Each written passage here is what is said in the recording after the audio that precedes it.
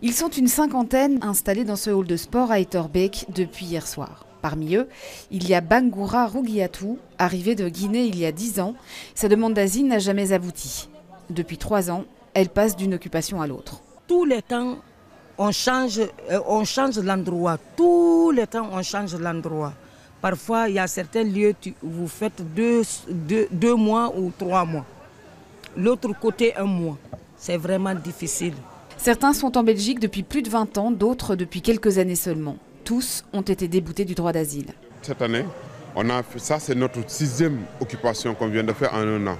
Et donc là, vous demandez une solution durable? Donc là, ce que nous demandons juste, c'est un abri, une solution durable. Tant que le fédéral ne décide pas de régulariser ces gens qui vivent chez nous depuis des années, alors ce qu'on demande, c'est qu'au niveau au moins communal, il y ait des actions qui soient prises, et ça fait partie des prérogatives et des pouvoirs des autorités communales, de dire qu'on leur donne un bâtiment correct, sain, salubre, où ils peuvent avoir une vie décente. Hier après-midi, ces sans-papiers et leurs soutiens pensaient avoir trouvé un nouveau lieu d'accueil. Une ancienne école d'infirmières, vide, destinée à être détruite.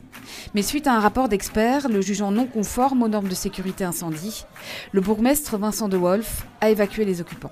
Donc dans l'urgence, il a fallu trouver un centre d'hébergement provisoire qui était conforme, qui était adapté, qui était propre, où l'hygiène était respectée, avec des douches, parce qu'il n'y avait pas de douche non plus de l'autre côté. Et donc c'est ceci qui a été choisi. Maintenant, je prends des contacts dans l'urgence. On est le week-end du 21 juillet, c'est pas facile évidemment. Et donc j'ai pas de solution à ce stade-ci. J'espère en avoir une pour demain soir.